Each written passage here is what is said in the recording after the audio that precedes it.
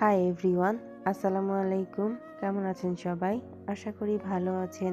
এখনও যারা আমার চ্যানেলটিকে সাবস্ক্রাইব করেননি তারা একটু কষ্ট করে সাবস্ক্রাইব করবেন। এখন চলুন বেশি কথা না বাড়িয়ে গল্পে ফেরা যাক। জানু, দরজা খোল, আমি এসে গেছি। তুই কোথায়? দরজার সামনে। তাহলে কি কলিং বেল চোখে পড়ছে না তোর? আরে জানু, হবু শ্বশুর বাড়ি বলে কথা, আগে দরজা খোল না।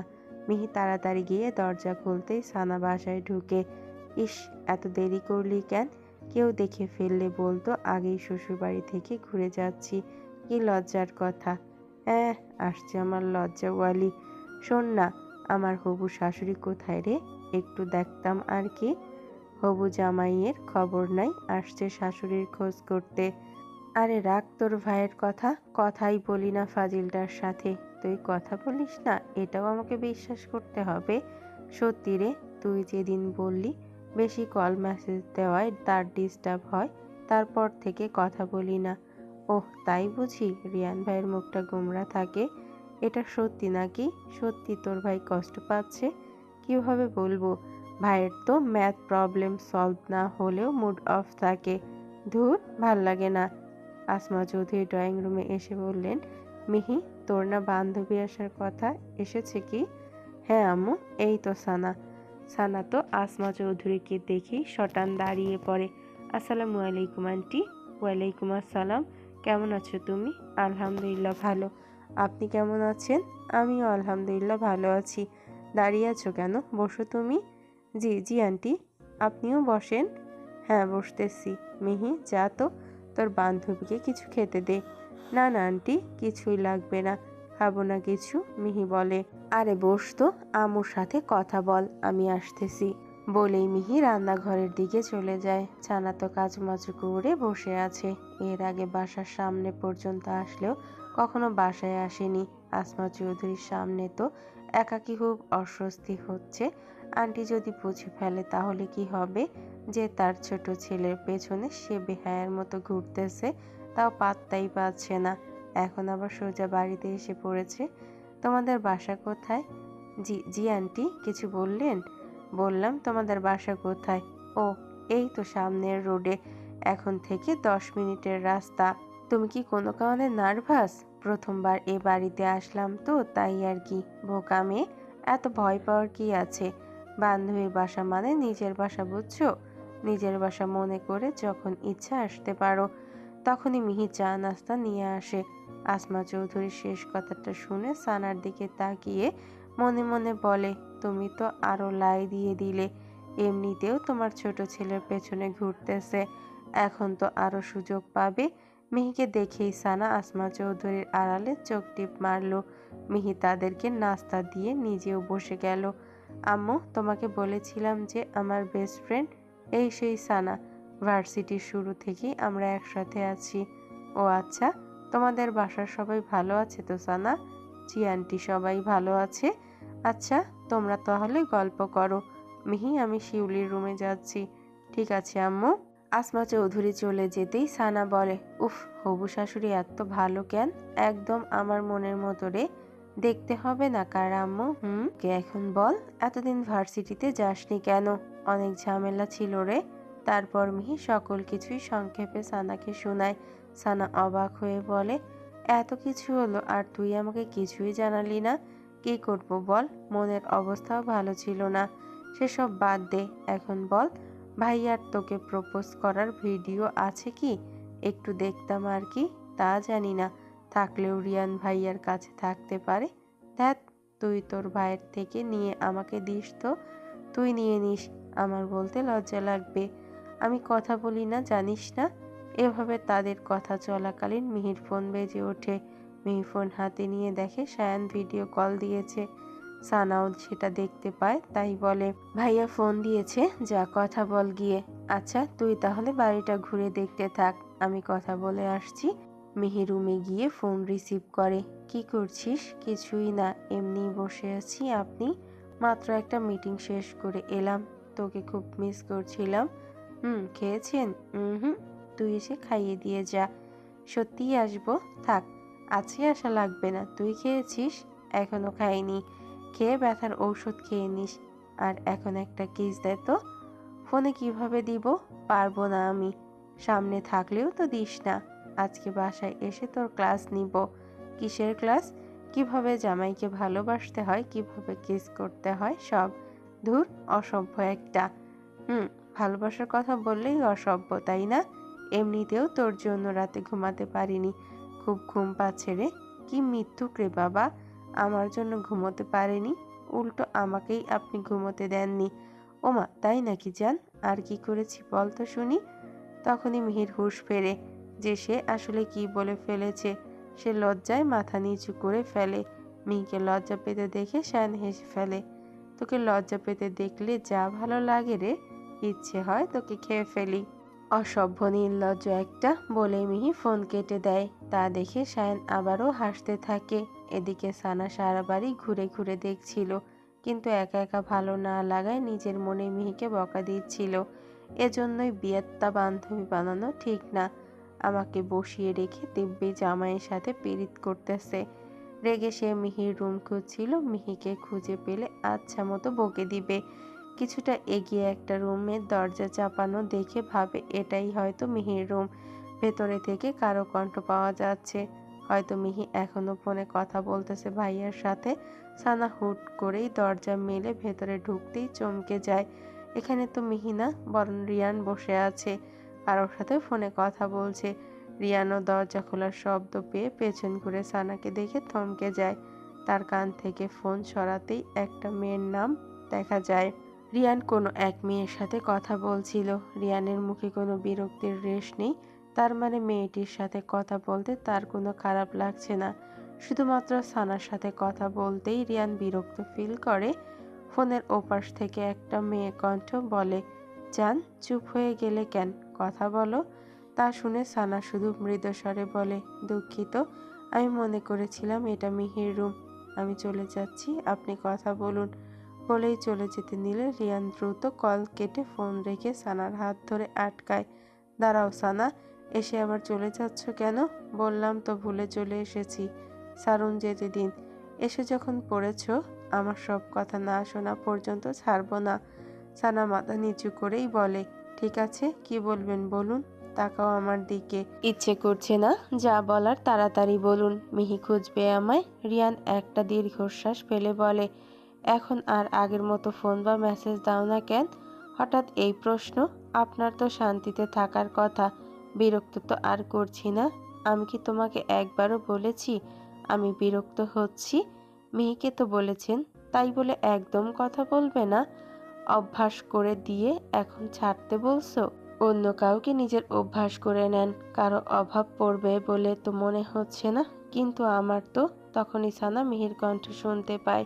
তারই খোঁজ করছে, তাই সে রিয়ানের কাছ থেকে নিজেকে ছাড়িয়ে নেয়।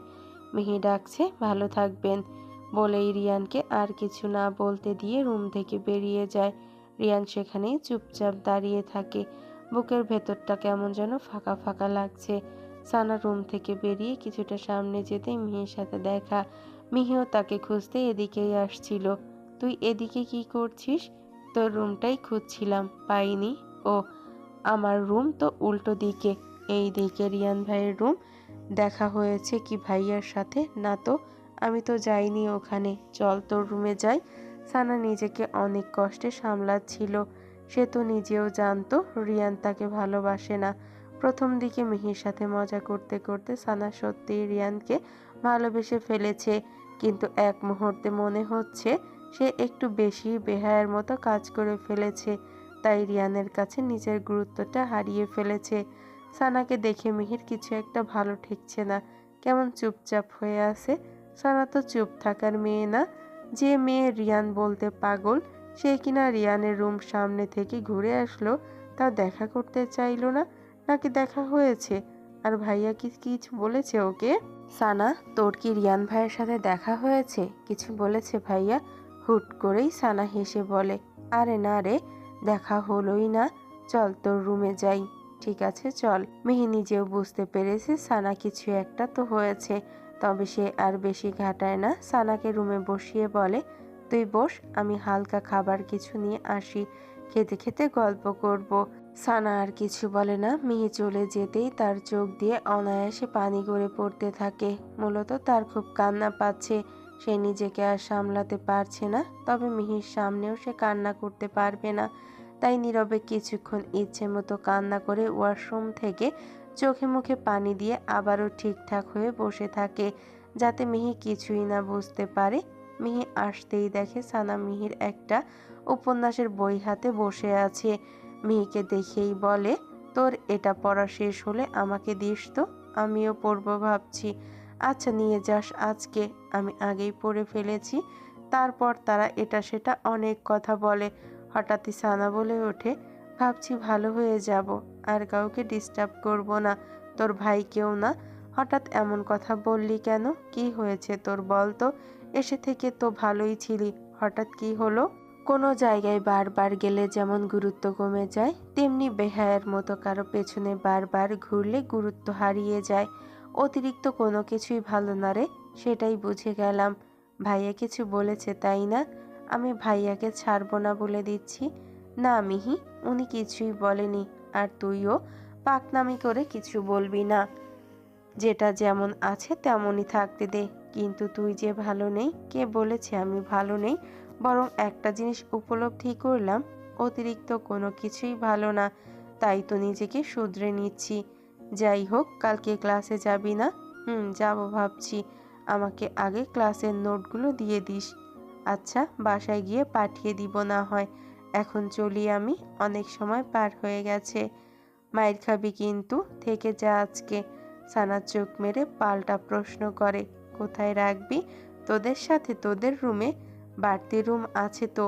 তাছাড়া দরকার পড়লে সায়ন ভাইকে অন্য রুমে পাঠিয়ে আমি আর তুই থাকবো। হ্যাঁ, আর ভাইয়া এসে আমাকে বকা দিক, তাই তো? থাক ভাই, আমি এসবে নেই। এখন তো কোনোভাবেই যেতে দিব না। বিকেলে যাবি না হয়? ওকে জানু, বিকেলেই যাব। এখন সানার মনটা একটু ফ্রেশ লাগতেছে। মন খারাপ থাকলে কান্না করতে পারলেই মনটা হালকা হয়ে যায়। আপাতত সব বাদ দিয়ে এই মুহূর্তটা দুই বান্ধবী আনন্দ মজা করে কাটাতে চায়। দুপুরের খাবার টেবিলে রিয়ান এসে দেখে সানাও বসে আছে। সানা তাকে দেখেই মাথা নিচু করে নেয়। সানা আসমা চৌধুরী মিহির সাথে এমনভাবে কথা বলছে যেন কিছুই হয়নি, সব ঠিকঠাক আছে। তবে রিয়ানকে এমনভাবে ইগনোর করছে যেন রিয়ান তার কাছে অদৃশ্য হয়ে গেছে। বিকেলে সানা বাসায় যেতে চাইলে আসমা চৌধুরী রিয়ানকে ডেকে বলে সানাকে পৌঁছে দিয়ে আসতে। না আন্টি, লাগবে না, রিক্সা পেলেই চলে যেতে পারবো, বলেই আসমা চৌধুরী আর মিহিকে বিদায় জানিয়ে সানা বেরিয়ে পড়ে। সানা যাওয়ার পথে রিয়ান শূন্য দৃষ্টিতে তাকিয়ে থাকে। ছোট্ট একটা ঘটনা থেকে বড় একটা ভুল বোঝাবুঝির সৃষ্টি হয়ে গেল। সানা চলে যাওয়ার পর থেকে রিয়ান সেই যে রুমে ঢুকেছে আর বের হয়নি। এমনিতে তো সন্ধ্যার একটু নাস্তা কফি খায়, গল্প করে। আজকে তার কোনো খবর নেই। মিহি স্পষ্ট বুঝতে পারছে তাদের দুজনের মাঝে কিছু তো একটা হয়েছে। সেটা বুঝেও মিহি কিছু বলছে না। রিয়ান ভাই বুঝুক একটু। সানা তো তার পেছনে কম ঘোরেনি। সবারই তো সব অভিজ্ঞতার দরকার আছে। যেমন এখন রিয়ান ভাইয়ের অবহেলার অভিজ্ঞতা পাচ্ছে। সন্ধ্যায় এক কাপ কফি করে নিয়ে মিহি রিয়ানের রুমে নক করে। রিয়ান গম্ভীর মুখে দরজা খুলতেই মিহি কফি বাড়িয়ে দেয়। রিয়ান কিছু না বলে হাত বাড়িয়ে কফিটা নিয়ে নেয়। তারপর দরজা খোলা রেখে রুমে চলে যায়। মিহি ও রিয়ানের পেছন পেছন যায়। ও রিয়ান ভাইয়া, একটা দরকার ছিল। রিয়ান গম্ভীরভাবেই বলে দেয়, কি দরকার? আর একটা প্রেজেন্টেশন সাজিয়ে দাও না, নতুন দিয়েছে, নিজের কাজ নিজে কর গিয়ে। আমি তো পারি না করতে, ওইটা রুহানদেরটা করে দিতি কিভাবে তাহলে? মিহি এদিক ওদিক তাকিয়ে আমতা আমতা করে বলে, নিজেরটাই পারি না, আবার অন্যেরটা কিভাবে করে দিব? একটা চটকানা খেলে না তোর শিক্ষা হবে? ভাইয়া এসেছে দেখে কিছুই বলিনি, ভেবেছি হয়তো ভাইয়াকে সব জানাবি। তা না, বড় হয়ে গেছিস, সব নিজের মধ্যে লুকিয়ে রাখা শিখে গেছিস তাই না? মিহি মাথা নিচু করে রাখে। ভেবেছিল সানাকে নিয়ে একটু রিয়ান ভাইয়ের সাথে মজা করবে। এখন তো উল্টো ভাইয়া তার ক্লাস নিচ্ছে, সব রাগ তার ওপর ঢালতেছে। কথা বলছিস না কেন? মিহি মিন মিন করে উত্তর দেয়, কি বলবো, বকা খেয়ে কথা বন্ধ হয়ে গেছে। মায়ের খাইতে চাস নাকি? আমি বড় হয়ে গেছি, এত বড় মেয়েকে মারলে পাপ হবে, পাপ হবে তাই না? বলেই রিয়ান তেড়ে যেতেই মিহি ওরে বাবা বলে দৌড়ে বেরিয়ে যায়। রিয়ান থেমে যেতেই মিহি আবারও দরজা দিয়ে উকি দিয়ে বলে, সানা বলছিল সে ভালো হয়ে যাবে, আর কাউকে ডিস্টার্ব করবে না, এটাই জানাতে এসেছিলাম, টাটা। বলেই মিহি গুনগুন করে গান গাইতে গাইতে চলে যায়। আর রিয়ান রাগে গজগজ করতে থাকে। মেয়ে মানুষের এই একটা দোষ, একটা কথাও সম্পূর্ণ শুনবে না, নিজে যা বুঝবে সেটাই ঠিক। উল্টাপাল্টা কি শুনলো সেটা নিয়ে উল্টাপাল্টা ভেবে চলে গেল। আবার বলে ভালো হয়ে যাবে, তুই ভালো হলে আমিও হব খারাপ, দেখব কতদিন দূরে থাকতে পারিস। আশার সাথে দেখা করে এসে শিউলি বেগম এখন শান্ত আছেন। তিনি চেয়েছিলেন আশার সাথে দেখা করবেন না, দূর থেকে দেখে চলে আসবেন, কিন্তু শিউলির মনের অবস্থার কথা চিন্তা করে আমিনুল ইসলাম নিজে থেকেই শিউলিকে আশার সাথে দেখা করিয়েছেন। যেহেতু আশা বেশি একটা অ্যাডিক্টেড ছিল না, তাই তার মাঝে কোনো অ্যাগ্রেসিভ বিহেভিয়ার দেখা যায়নি। তবে মাঝে মাঝেই আশার খুব খারাপ লাগে, নিজেকে নিয়ন্ত্রণ করতে খুব কষ্ট হয়। সে নিজেও কখনো এমন হতে চায়নি, কিন্তু বন্ধুদের পাল্লায় পড়ে নিজের এই অবস্থা করেছে। যদিও সে যখন বুঝতে পেরেছে সে যে নিজের কত বড় ক্ষতি করছে, তখনই হোস্টেল ছেড়েছে বাসায় চলে আসে। তবে মাঝে মাঝেই খারাপ লাগতো বলে নিজেকে সবার থেকে আড়াল করতে ঘরবন্দি হয়ে থাকতো। মেয়েকেও সে বেশি একটা ভয় দেখায়নি, বেচারি নিজেই বেশি ভয় পেয়ে তার থেকে দূরে থাকতো। আজ মাকে দেখে আশার খুব ভালো লাগে, সে ভালোভাবেই মায়ের সাথে কথা বলেছে। আশা বলেছে সে খুব দ্রুতই সুস্থ হয়ে মায়ের কাছে ফিরে যাবে, মাকেও কষ্ট পেতে মানা করেছে। সেদিন তাকে এখানে রেখে যাওয়ার সময় সায়ন তাকে অনেক বুঝিয়েছে। সে নিজেও বুঝতে পেরেছে সায়ন মোটেও তার ভালোবাসা ছিল না, ছোটবেলার ভালো লাগা ছিল, যেটা বড় হওয়ার পর জিদে পরিণত হয়েছিল, যার জন্য মিহির সাথে কত খারাপ বিহেভিয়ার করেছে। সে এখান থেকে সুস্থ হয়ে ফেরত গিয়েই আগে মিহির থেকে ক্ষমা চেয়ে নিবে। সায়ান বাবার সাথে অফিস থেকে ফিরতেই দেখে মিহি আর মা বসে টিভি দেখছে। সাইমন চৌধুরীকে আসতে দেখে আসমা চৌধুরী মিহিকে রেখে উঠে রুমে চলে যায়। সায়ান মিহিকে কিছু না বলে সোজা নিজেদের রুমে যায়, ভেবেছে মিহিও হয়তো আসবে তার পেছনে, কিন্তু মিহি না গিয়ে ড্রয়িং রুমে বসে টিভি দেখছিল। সায়ান রুমে গিয়ে ফ্রেশ হয়ে বেরিয়ে দেখে তখনও মিহি রুমে আসেনি, তাই রেগে রুম থেকে বেরিয়ে দেখে মিহি এখনো সেভাবেই বসে টিভি দেখছে। জামাই এসেছে অফিস থেকে, কোথায় সেবা যত্ন করবে তা না, এখনো বসে টিভি দেখছে। সায়ান দ্রুত এগিয়ে গিয়ে রিমোট নিয়ে টিভিটা বন্ধ করে দেয়। মিহি কিছু বলার আগেই তাকে কাঁধে তুলে রুমের দিকে হাঁটা দেয়। মিহি তো ছটফটানি শুরু করে দেয়, তবে সায়ন তাকে সোজা রুমে নিয়ে বিছানায় ফেলে দেয়। মিহির কোমরে ব্যথা পেয়ে বলে, কি করলেন এটা? উফ, কোমরে হেব্বি লাগলো। তোর ভাগ্য ভালো তোকে বিছানায় ফেলেছি, ফ্লোরে না। সমস্যা কি? এমন ভিলেনের মতো করছেন কেন? যেহেতু ভিলেন বলেছিস তো এখন ভিলেনের শাস্তি ভোগ কর। শাস্তি? কি শাস্তি? সায়ন গিয়ে তার সারা দিনের পরা ড্রেসগুলো এনে মিহির উপর ছুঁড়ে দেয়। ধর, এগুলো ভালোভাবে ধুয়ে দিবি, একদম পরিষ্কার হয়ে যায় যেন। এই রাতের বেলা কাপড় কাচবো? কাপড় ধোয়ার সাথে রাত দিনের সম্পর্ক আছে নাকি? অবশ্যই আছে। দিনের বেলা তাড়াতাড়ি কাপড় শুকিয়ে যায়, রাতে শুকাবে না? তার চেয়ে বরং কালকে ধুয়ে দেই।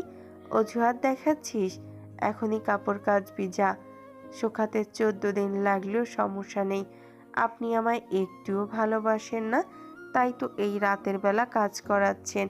এত বাহানা না দেখিয়ে যা তাড়াতাড়ি। মিহি মুখ ফুলিয়ে কাপড় হাতে কোমর ধরে এগিয়ে যায়, এমনভাবে যাচ্ছে যেন তার কোমর শেষ। যদিও সায়ন যেভাবে তাকে ফেলেছে তাতে ব্যথা পাওয়ার কোনো কথা না, একটু হয়েছে আর একটু ভং ধরেছে। মিহির এমন অভিনয় দেখে সায়ন শব্দহীন হেসে ওঠে। সায়ন মাত্রই ল্যাপটপটা নিয়ে বসেছে, হঠাৎ মিহি চিল্লিয়ে ওঠে। দৌড়ে সায়ন সামনে এসে লাফিয়ে নেচে বলে, পেয়েছি পেয়েছি, হুররে। কি পেয়েছিস? টাকা পেয়েছি। টাকা? কোথায়? আপনার প্যান্টের পকেটে 2টা 200 টাকার নোট পেয়েছি। সায়নের মনে পড়ে আজকে সে 500 টাকার নোট ভাঙিয়ে কিছু একটা কিনেছিল, বাকি টাকাগুলো পকেটে রেখে দিল। সেটাই এখন মিহি পেয়েছে, তো এতে খুশি হওয়ার কি আছে। আজব তো আপনি, জানেন এভাবে টাকা পেলে মেয়েরা কত খুশি হয়। আমি তো মাঝে মাঝে আব্বুর কাপড় ধুয়ে দিলে এমন টাকা পেতাম, আব্বু আমার কাছেই রেখে দিতে বলতো। বুঝলাম, এতে মেয়েরা খুশি হয়, তবে তোর মতো নাচানাচি করে বলে বলে মনে হয় না। মিহি মুখ কাচুমাচু করে বলে, ওইটাই তো বেশি খুশিতে নেচে ফেলেছি, আবার নেচে দেখাতো। না, আমার লজ্জা লাগে। সায়ন এবার হেসে ফেলে, বলে, তাহলে তোর নাচ দেখতে এখন থেকে এভাবে পকেটে টাকা রেখে দিব। তুই প্রতিদিন এভাবে কাপড় ধুইতে গিয়ে টাকা পাবি আর এসে নেচে দেখাবি। Wow, what a entertainment. মিহি রেগে মুখ ভেঙচি দিয়ে বাকি কাপড় কাচতে চলে যায়, আর সায়ন হেসে পুনরায় কাজে মনোযোগ দেয়। রাতের খাবার শেষে মিহি কোনো রকম ভাবে গিয়ে সোজা বিছানায় শুয়ে পড়ে। তখন তো ভং দেখিয়ে বলেছিল কোমরে ব্যথা, কিন্তু বসে থেকে কাপড় কেচে এখন সত্যিই কোমর ব্যথা লাগছে। মিহিকে কোমর ধরে শুয়ে পড়তে দেখে সায়ন বিছানায় গিয়ে মিহির পাশে বসে। ব্যথা করছে জান? অনেক। মালিশ করে দিব? সরেন তো, কষ্ট দিয়ে এখন সেবা দিতে আসছেন নাকি? চুপ থাক, আমিই কষ্ট দিব আর আমিই সেবা করব। এখন উপর হয়ে শুয়ে থাক, আমি মালিশ করে দিচ্ছি। লাগবে না আমার মালিশ, আমি ঠিক আছি, আপনি শুয়ে পড়ুন, সকালে তো অফিসে যেতে হবে। তবে সায়ন কোনো কথা না শুনে মিহিকে উপর করে শুইয়ে দেয়, তারপর আলতো করে কোমরে মালিশ দিতে থাকে। বুঝতে পেরেছি আমার ভবিষ্যৎ অন্ধকার। কেন কেন? এই যে কি একটু কাজ করিয়েছি, এখন বউ আমাকে দিয়ে কোমর মালিশ করাচ্ছে। না জানি ভবিষ্যতে আমাকে দিয়ে আর কি কি করায়।